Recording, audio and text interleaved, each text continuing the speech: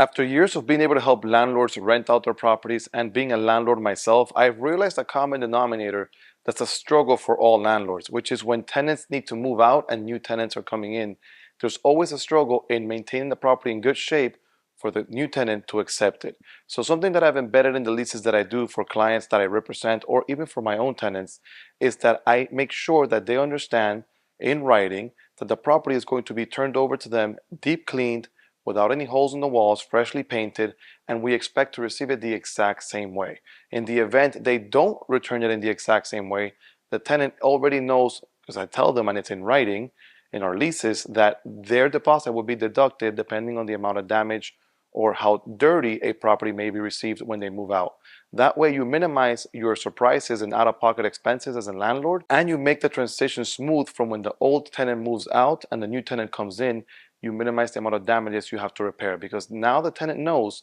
that if they don't paint, cover holes, or deep clean the property before leaving, it'll be deducted out of their deposit. So this is one of the many strategies that we utilize to protect our landlords that we represent, and also that I do for myself in the properties that we invest in and that we rent out. But if you have any further questions, don't hesitate to reach out. My name is Bryan Roach, your real estate agent here in Miami, Florida, and I'll see you next time.